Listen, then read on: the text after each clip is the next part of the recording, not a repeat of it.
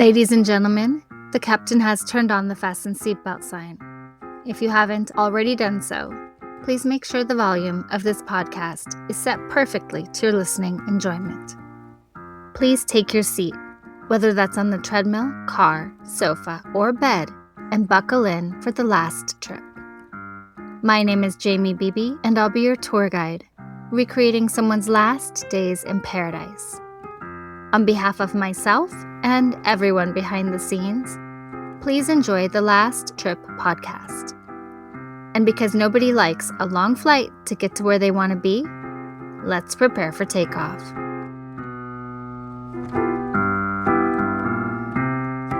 Charlie Hughes' disappearance didn't begin with a dramatic scream. It began with a plane ticket. He was the kind of traveler who didn't just go somewhere. He documented it. He stayed in touch. He checked in. He was tech-savvy, constant with the updates, the kind of person who would tell you what he ate, where he went, and what was next.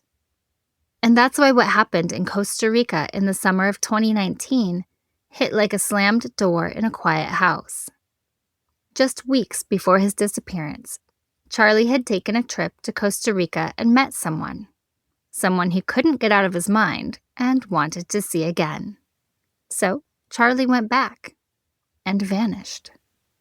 Let's follow Charlie Hughes to Costa Rica, to Puerto Jiménez, to the edges of the rainforest, to the places tourists go to feel alive, and to the darker thought that sometimes the most dangerous part of a trip isn't the jungle, it's the person you decide to trust.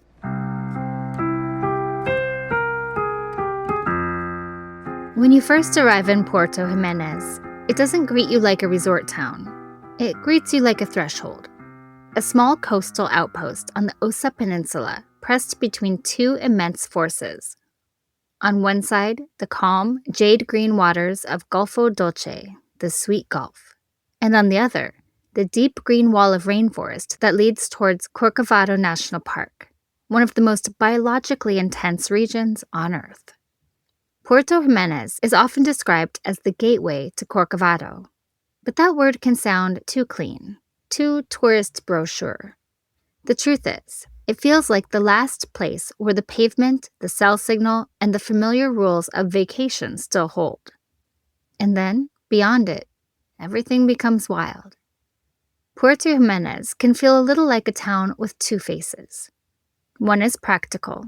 Boats, trucks, dusty roads, storefronts, groceries, the small bars where the same stools have held the same bodies for years. The other face belongs to the traveler. Backpacks lined up by doorways, tour operators negotiating departure times, and a steady rotation of people who came because they wanted to see something they can't get anywhere else. It's the largest town on the Osa Peninsula, but largest is relative. It's still intimate, still human-scaled, still the kind of place where you can walk the main strip and feel like you've already learned the rhythm. Some travel guides call it rustic, others call it frontier.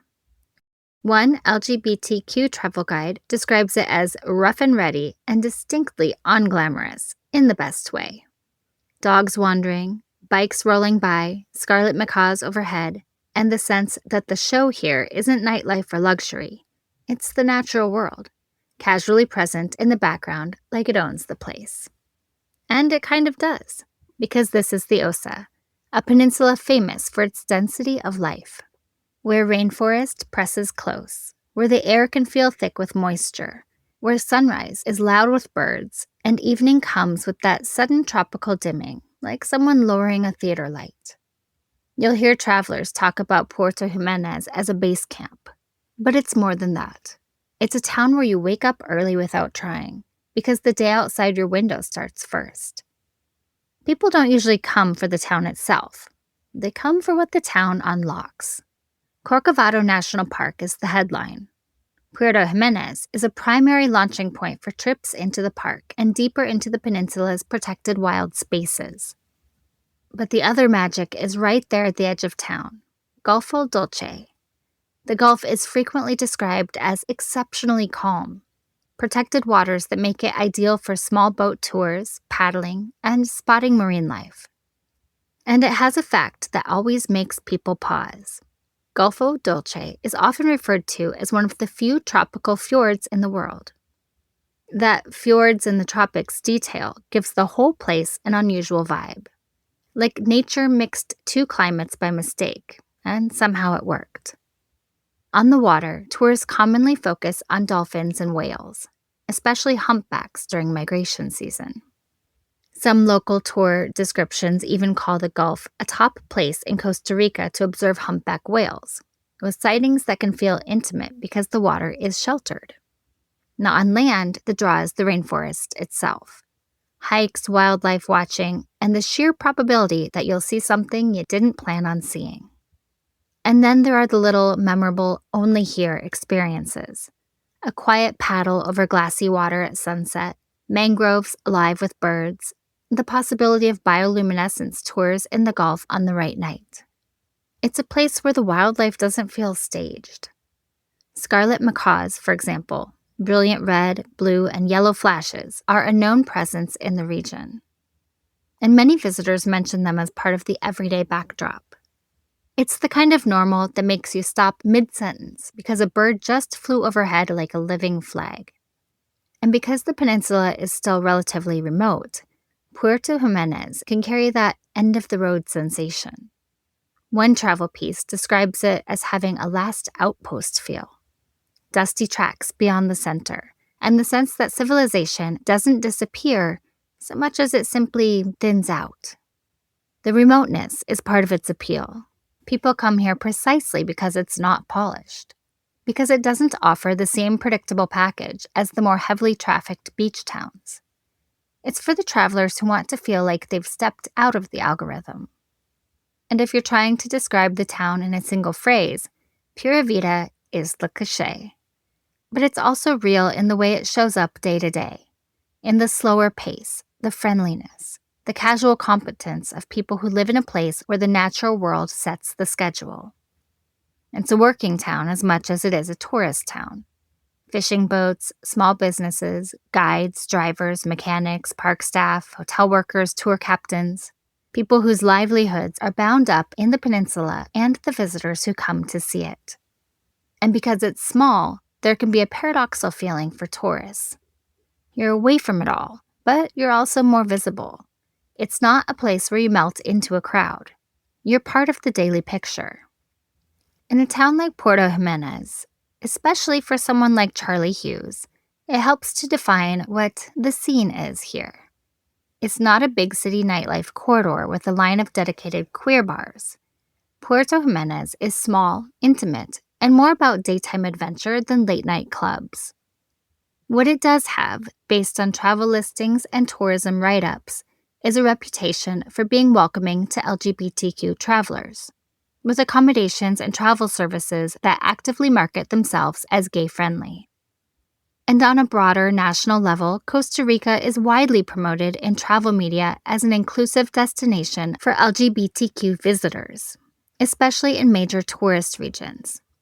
So, the scene here tends to look like this. Couples and solo travelers who choose Osa because it's nature first and feels safe enough to exhale. Queer-friendly lodges and retreats where the community is created through shared activities. Tours, yoga, diving, boat trips, hikes, rather than a nightlife circuit. And like anywhere, the quieter, informal networks. People meeting through travel, through conversation, through the modern reality that connection often happens through apps and DMs, more than it does through a neon sign over a door. For someone like Charlie, moving through Costa Rica as a traveler, Puerto Jiménez could offer a particular kind of freedom, a place where nobody knows your past, where you can reinvent your daily life in small ways, where the air itself feels like permission. But it also means the social world can feel small. And when a town is small, relationships and reputations can become part of the landscape. The thing about Puerto Jiménez is that it's not trying to entertain you. It's trying to put you close to something bigger than yourself. You can stand on the edge of the Gulf and feel the stillness of protected water. Then turn your head and know that just beyond town, the rainforest begins in earnest. You can sip coffee in the morning and watch the town wake up like it's done for decades. then spend the afternoons on a boat scanning the surface for dolphins or humpbacks.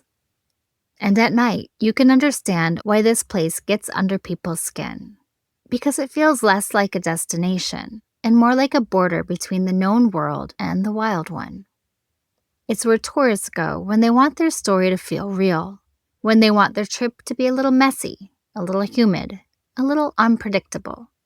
When they want to say, I didn't just go to Costa Rica, I went to the edge of it. And for Charlie Hughes, on his last trip, Puerto Jiménez wasn't just a dot on a map. It was a setting, a mood, a place where the rainforest meets the water, where strangers become familiar quickly, where it's easy to believe that something beautiful is about to happen. Because there, it often does. And sometimes, tragically, that same remoteness that makes the place feel like an escape can also make it feel like the world goes quiet when you need it not to.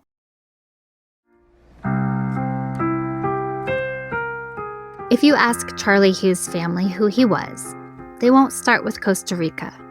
They'll start July 5th, 1957.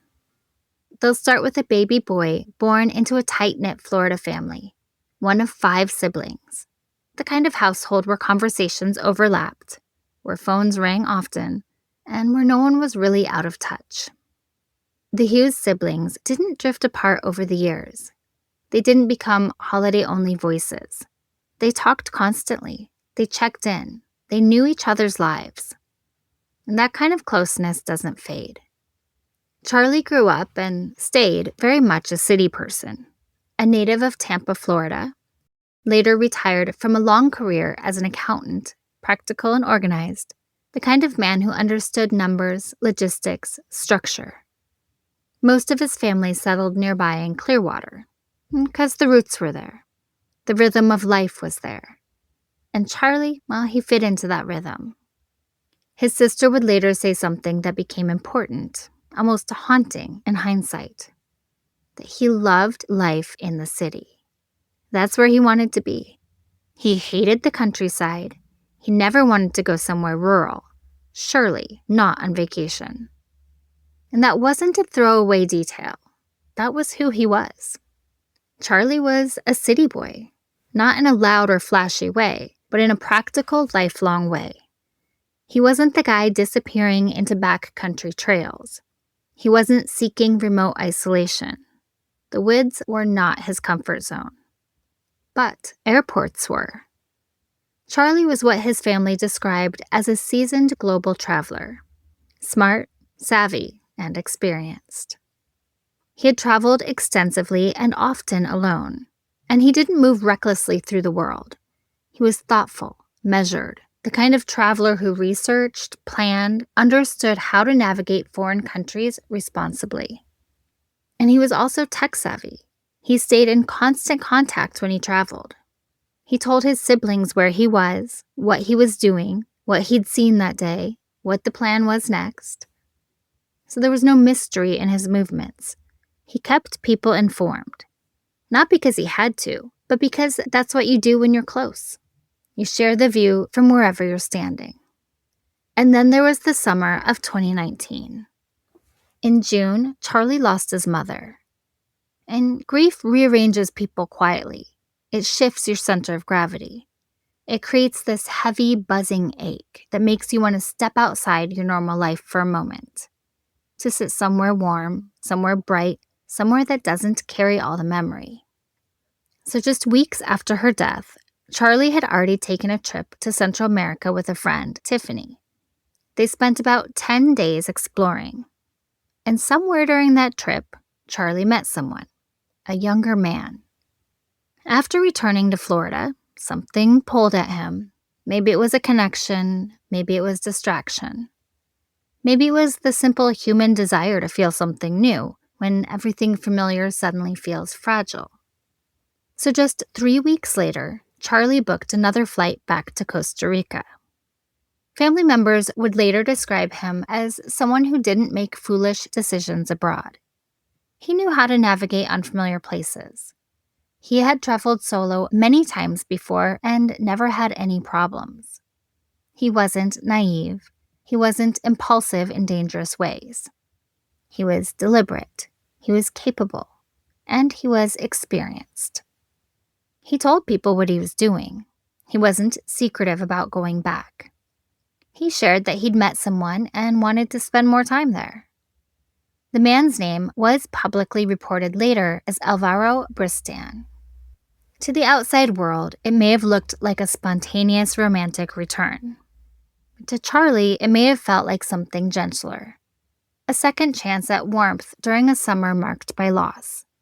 A break from grief. A return to the sun and connection and possibility. Because when someone you love dies, especially a mother, the world feels unsteady. And sometimes people reach for travel because it gives the illusion of forward motion. You can't fix the loss, but you can move your body somewhere else. You can step into a different air. And that's what Charlie did. He was 62 years old, a brother, a son, an accountant who had done the work, earned his retirement, and learned how to enjoy seeing the world. A man who didn't wander off into the woods. A man who hated rural isolation. A man who stayed in touch. A man who told someone where he was. That's who Charlie Hughes was. And that's why, when everything went silent, his family knew something was wrong. Because this wasn't the behavior of a reckless tourist. This was their brother. And he didn't just vanish from the rainforest. He vanished from a family that was used to hearing his voice every single day.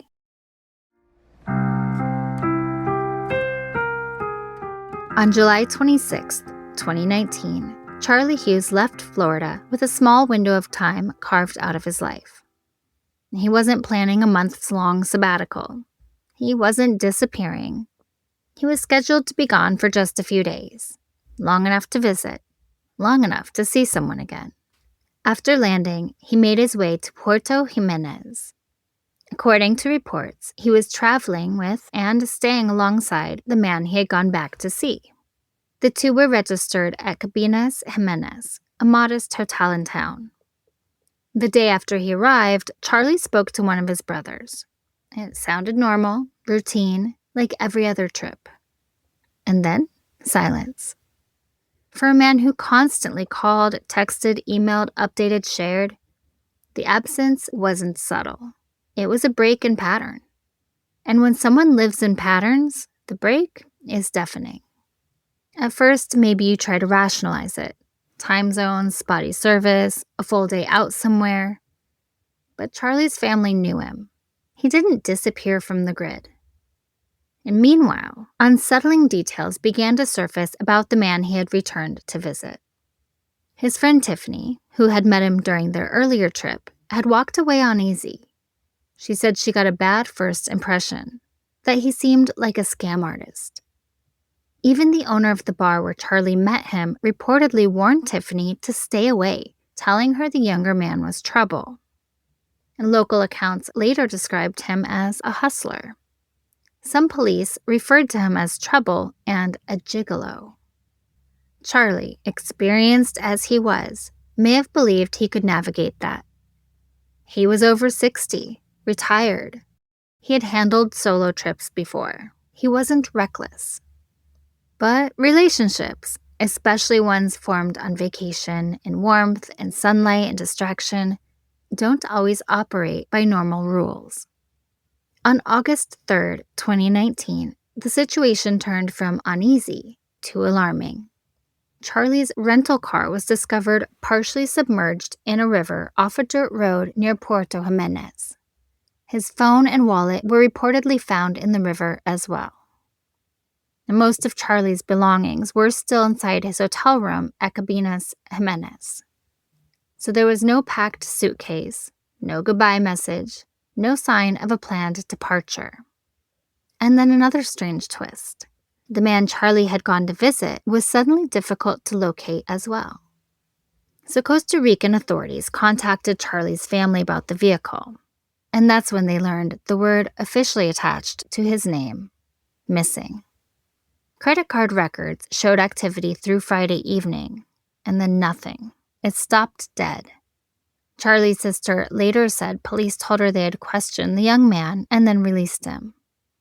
She also said authorities told her that when hotel staff knocked loudly on the room door looking for Charlie, the man was inside, asleep, sleeping in Charlie's hotel room.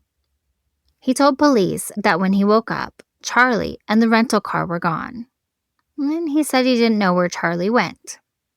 He didn't really seem that concerned. Now, after that, according to the reports, he went quiet. For Charlie's family back in Florida, reality fractured. Every morning began with hope and ended without answers. They stared at computer screens until their eyes burned, scrolling through social media, news reports, message boards. They dissected every rumor, every scrap of information. They replayed timelines over and over. Because they believed, and still believe, that someone knows something. His sister has said she tries to stay positive. She leans on faith. But in the quiet hours, in the dark, she allows herself to fall apart. Because grief and uncertainty are different beasts. And when they overlap, they become unbearable. The family grew increasingly frustrated with local authorities. They felt misled. They believed they weren't receiving the full story. They worried that protecting tourism might matter more than transparency. The explanations they were given felt incomplete and shifting.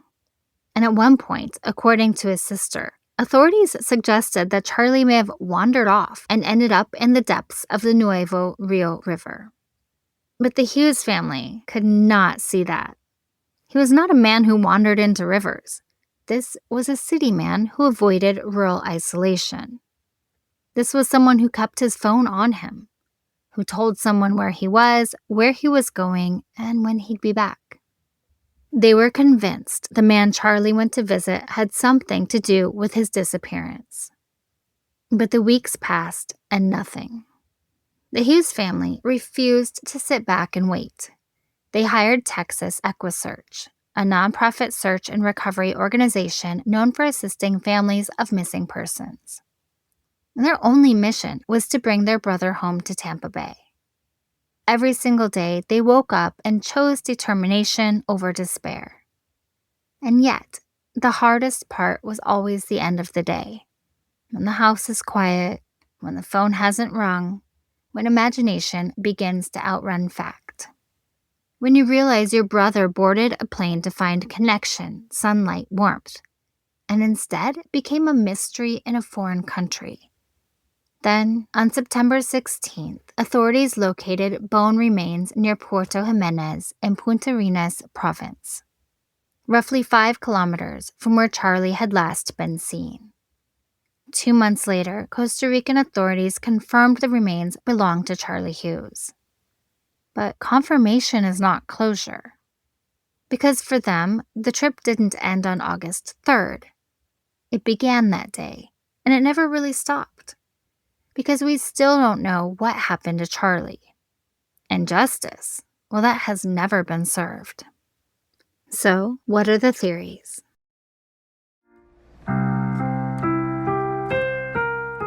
Well, they eventually found him. Not alive, not standing on a sunlit Costa Rican beach with a story to tell, not walking up to a small airport, luggage in hand, ready for the long flight back home. They found him as bones, confirmed to belong to Charlie Hughes.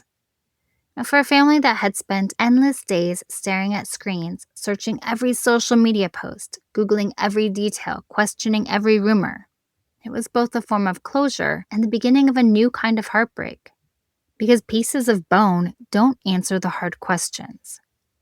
They don't explain why a man who kept everyone near him informed, who called or texted his siblings during every single trip, stopped communicating so abruptly. What is officially known are the dry facts that investigators and media have reported. That Charlie disappeared on August 3rd, 2019 in Puerto Jiménez, Costa Rica.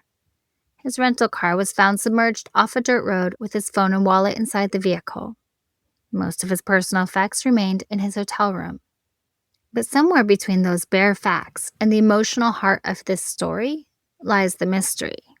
An unanswered question that lingers like a ghost in a quiet room. There's no known cause of death that has been publicly disclosed. There was no official declaration that foul play was proven. There was no arrest, there was no trial, and there was no conviction. In the wake of Charlie's disappearance and the discovery of his remains, authorities in Costa Rica closed the case. Not with clarity, but with a conclusion that felt too vague, too fragile, too inconclusive for those who loved him.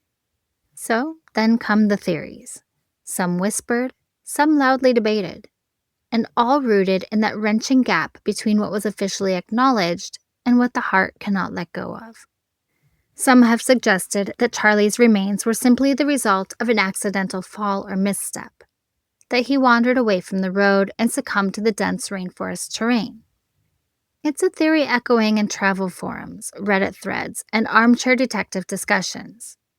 In a landscape as thick and muddy and unforgiving as the Osa Peninsula's wilderness, a fall into a ravine, a slip into water, or an unseen hazard could easily be fatal. But Charlie was no stranger to travel. He was experienced, careful, and not given to wandering off into uncharted trails. And the location of the rental car, underwater, abandoned, doesn't fit easily into a story of simple misadventure. For Charlie's family, and for many outside observers, the unanswered questions don't start with the landscape. They start with the young man Charlie traveled back to Costa Rica to visit, the man locals labeled as Trouble. From a changing story to the fact that this man was reportedly sleeping in Charlie's hotel room when staff came knocking, to his sudden disappearance from the narrative when authorities were called, suspicions grew. Even if law enforcement found no evidence to press charges, for family members, it's impossible to untangle Charlie's vanishing from this relationship. There was no official prosecution, no public indictment, and no legal accountability for any named suspect. Whether that's due to a lack of evidence, investigative limitations, or a judicial decision in Costa Rica, the outcome is the same. No one has been held responsible. Part of the sorrow around this case, and part of the family's frustration, isn't just that Charlie died far from home. It's that in the days after his disappearance, the story they were told kept shifting. The way the young man involved described the events kept changing. The narrative coming from authorities felt evasive rather than explanatory. And when family members asked for transparency, they were met with vague reassurance instead of straightforward answers. Some relatives publicly said they felt misled, or that explanations seemed crafted more to protect Costa Rica's tourism image than to deliver the truth. And here's where the emotional reality of the case collides with public record. We know Charlie's remains were found. We know his final days, up until August 3rd, 2019, are marked by silence that doesn't fit his pattern. And we know he died far from the home he loved. For his family, that emptiness is not just a mystery. It's an absence with a name. And that's the part that doesn't go away. No matter how many times you read the reports, no matter how many theories you consider, no matter how many bone fragments are found or credit card transactions fade into silence, or days stretch into months without an answer, the deepest question remains. What truly happened to Charlie Hughes in Puerto Jiménez? And until that is answered, not just with sterile facts, but with real explanation, his story stays suspended in that limbo between grief and uncertainty. Because some endings don't end. They just echo.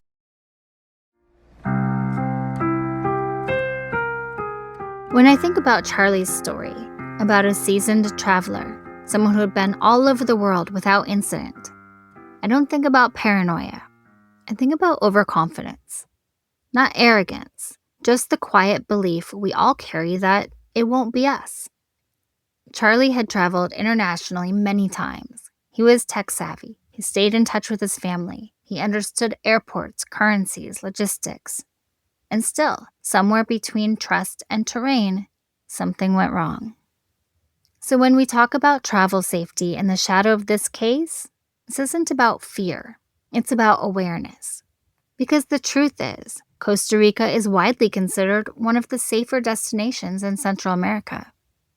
The U.S. Department of State currently assigns Costa Rica a Level 2, Exercise Increased Caution Advisory, primarily due to crime, especially theft and occasional violent crime in certain areas. So of course that doesn't mean don't go. It just means stay alert. It means understanding that risk doesn't disappear just because the view is beautiful. The Osa Peninsula is breathtaking but remote. And remote changes the math. In places like Puerto Jiménez, dirt roads stretch into rainforest. Rivers flood unexpectedly. Cell service fades. The U.S. State Department consistently advises travelers abroad to keep family informed of movements, avoid isolated areas alone, and maintain situational awareness, especially when traveling solo. But Charlie did stay in touch. That part matters. His family knew something was wrong precisely because silence was unusual for him. So what else can travelers learn? Well, be cautious with new acquaintances, especially abroad. Vacation intimacy is different. The environment lowers guards. You're relaxed, untethered from routine. But experts in travel safety consistently warn that tourists are sometimes targeted for fraud, romance scams, or financial exploitation, particularly in places where income disparities are visible. That doesn't mean don't meet people. It means meet people in public places. Share identifying details with someone back home.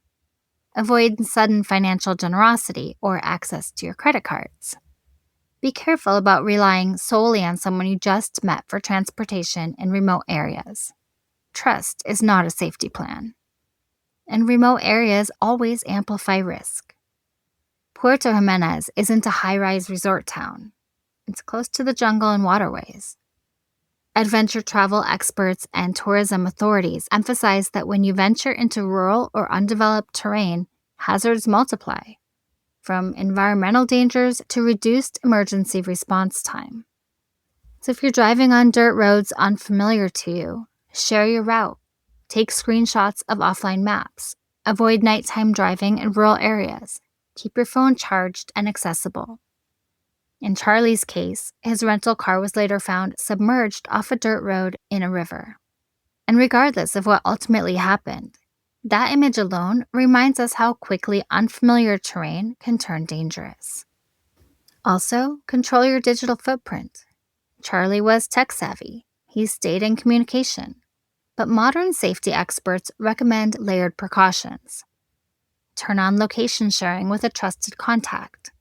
Use travel registration programs like the U.S. State Department's Smart Traveler Enrollment Program, or STEP, which helps the government contact you in emergencies abroad.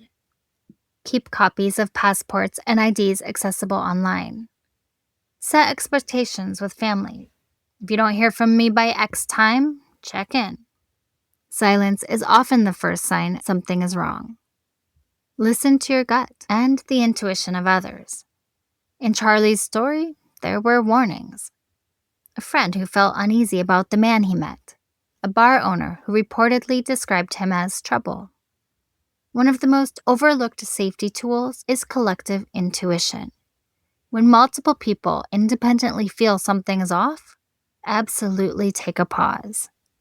You don't have to accuse. You don't have to dramatize. You just have to slow down. Because most dangerous situations don't begin dramatically. They begin subtly. Understand local law enforcement realities. Because when traveling internationally, it's important to know what emergency number to call, how police procedures differ from home, that investigations may move at a different pace than in the United States. Now, that doesn't mean corruption. It means expectations need adjustment. And it means being proactive early, not reactive later. And here's the hardest part. None of these safety tips guarantee survival. Charlie was not reckless. He was experienced. He had traveled widely without incident. And yet, his story still ended tragically. So this isn't about victim blaming. It's about recognizing how thin the line can be between a memory and a missing person report. When you travel, especially alone, remember, share more than feels necessary. Meet new people, but don't let romance override caution. Respect the terrain. Keep communication constant. And if something feels wrong, leave. You can always come back to a place, but you cannot undo one irreversible moment. Travel is beautiful. It expands us. It heals grief. It connects strangers. But it also requires vigilance, even in paradise. Because sometimes the most dangerous part of a trip isn't the rainforest or the river. It's the moment that you decide that this person, this road, this night is safe enough. And once that decision is made, you are already in motion.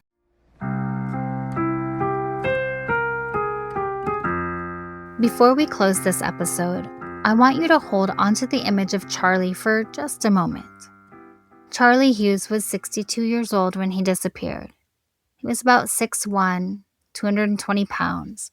He had silver hair, balding at the top, hazel eyes, and a light complexion.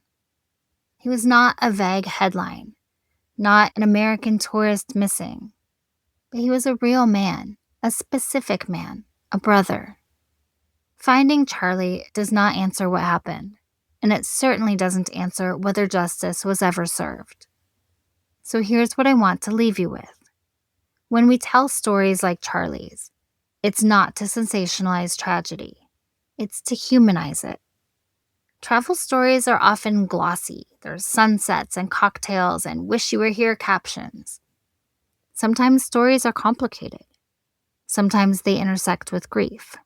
Sometimes they involve trust placed in the wrong hands. If you are moved by his story, there are a few ways you can honor Charlie. Share this episode, because his name deserves to be spoken. Support organizations like Texas EquuSearch that assist families navigating the nightmare of a missing loved one. Prioritize travel safety. Stay aware, check in, listen to your instincts. And if you have any information, even something that once felt insignificant, contact the appropriate authorities. Cases can turn on details that seem small at the time. Most importantly, remember that Charlie Hughes was not a cautionary tale. He was a person. Someone somewhere knows more than what has been publicly said. If nothing else, let this episode remind us to move through the world with awareness, and to never let silence be the final word in someone's story. Charlie deserved more than a mystery. He deserved the full truth. And until that truth is known, we keep his name alive. Rest peacefully, Charlie.